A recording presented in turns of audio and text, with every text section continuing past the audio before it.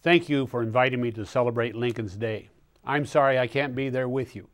The life of Abraham Lincoln was founded in the core principles that made him such a strong leader: freedom, justice, equality, and hope. These are the principles by which our party was founded, and they're the ones we as Republicans hold true and the ones we must continue to fight for.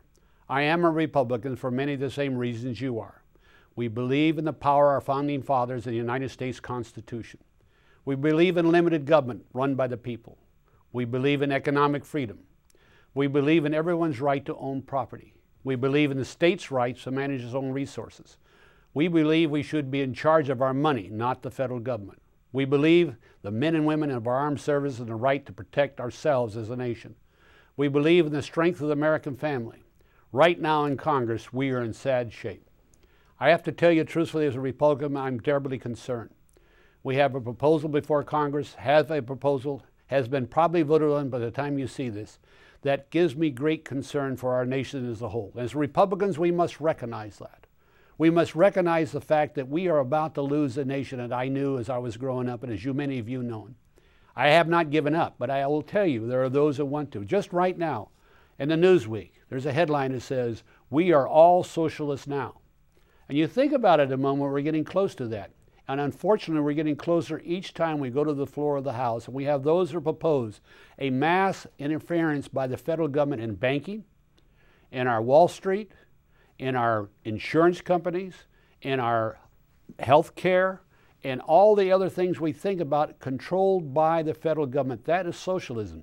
That's not the Republican Party that I know, and the Republican Party that should serve this nation and the state of Alaska. We have to, as Americans, understand one thing. The government can't do it all for us. Yes, we can do some things, as the Constitution sets forth, the armed services, things that we cannot do ourselves. But now to rely on the government to solve all our problems by borrowing on the future. When you think about it, there's about $3 trillion that are now owned by the Chinese government. They bought the bonds from the United States to raise the capital to do the things we're talking about in the stimulus package and the bailout package. That is a tremendous setback for the freedom of the future of our nation. So I'm asking you as Republicans to consider that on a national level, but also consider it on the state level. I know each community, as I make this presentation, is going to say, well, we need help. Yes, you need help. But you could be better helped by doing it on your own and by doing the things you can do to improve your economy within that community. And the state itself should start acting instead of talking. And as a nation, we should stop talking and start acting. We should allow the people to take and keep their own money, produce their own products, and make sure we are again a producing nation. Our problem is we have been a consuming nation. We borrowed money to buy to consume, and you cannot do that for a long period of time. I'm going to work as a Republican to continue the principles of our founding fathers and what we believe in, especially the fact that we ought to protect our families, be able to bear arms, and be able to produce our own and manage our own resources. I think we can do that, but it's going to take a lot of effort. And let's not retreat. Let's go forth. Let's be happy. Let's turn to each one of our neighbors, shake their hands, and say, we can do it together.